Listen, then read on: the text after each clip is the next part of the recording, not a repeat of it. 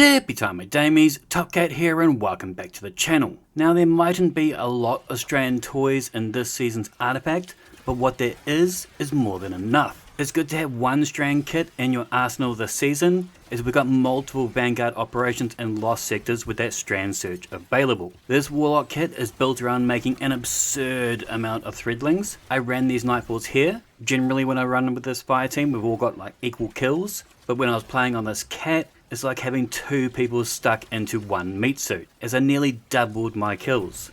This is all due to that artifact perk Horde Shuttle, whereby damaging unraveled targets with a weapon will occasionally spawn a threadling. This is great as we can earn through our miners, and as we take on bigger targets we can create multiple threadlings off of one enemy. So in order to make an abundance of threadlings, we need to make an abundance of unravel. So we're going to equip the swarmers.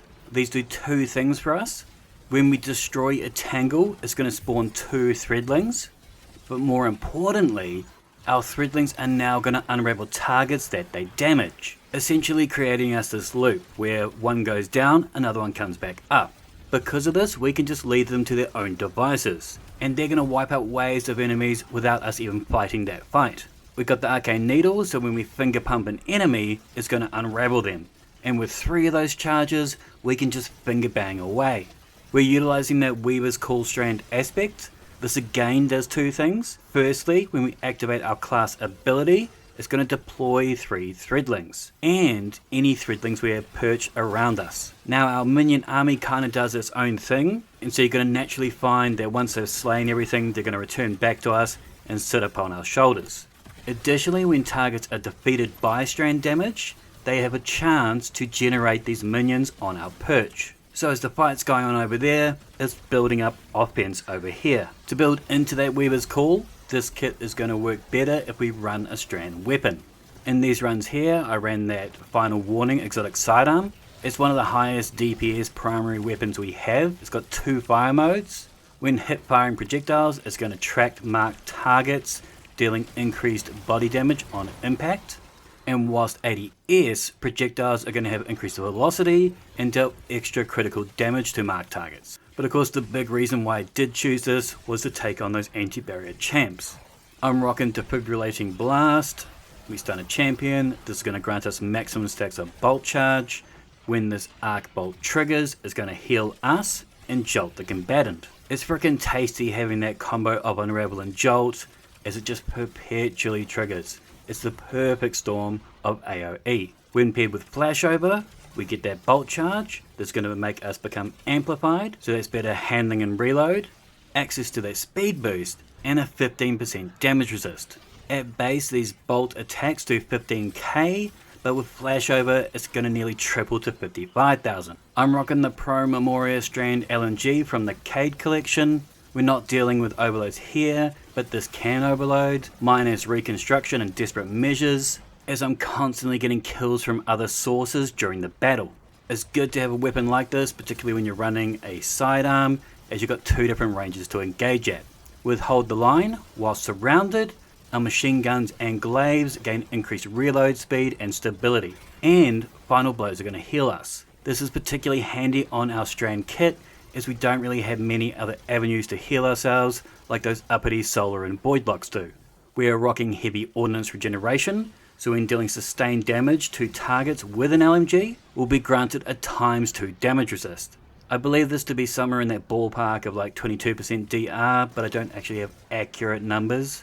If anyone out there does, holler at me please. I'd love to know the exact number. And heavy ordnance is also going to increase our grenade and melee regeneration for a short time. Now, so we can abuse that Weaver's Call Strand aspect, we're going to equip Thread of Mind. When we defeat suspended targets, this is going to grant us class ability Energy. Now, although this has seen several nerfs since its inception, it still works well. It's going to give us 10% energy at tier 1 enemies, building up to a 30% class energy back from tier 4 enemies. In order to get our suspension, we're going to be rocking that Mindspun invocation strand aspect. This is going to buff our shackle grenade, because at standard it doesn't really help us out if we can only suspend 1 or 2 enemies at a time.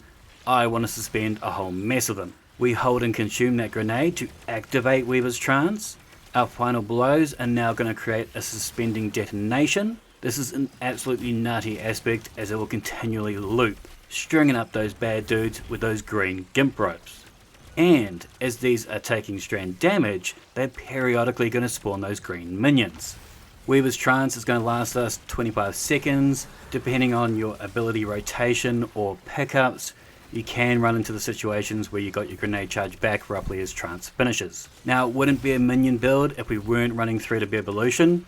This is going to make our minions 33% stronger, and it's going to make them move 30% faster, making them a lot more potent. This also makes our super 33% stronger, and don't forget, if you got any of those perched threadlings on your shoulder, those are going to be thrown out with your super. I also run Thread of Binding, so our super hits emit a suspending burst. I do like this super. It's a little bit DPS, a little bit tactical. Even so, fingers crossed, one day soon Bungie could perhaps give us a second strand or stasis super. We got Thread of Continuity. This is going to improve our suspend, unravel and sever effects by 50%.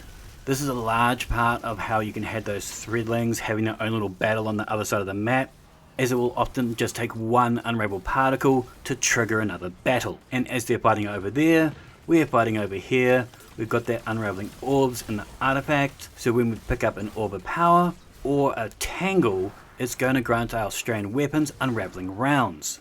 Now when it comes to your mods, I've kind of set mine up to better loop all of my abilities, but realistically you can run whatever you like with this kit. I would suggest though running a focusing strike mod. This is going to give us 12% class ability energy when we attack with a melee, and an impact induction is going to give us 12% grenade energy when we attack with a melee. I found this best. As you know, we've got 3 melee charges, and as we finger bang away, this will allow us to feed back our other abilities.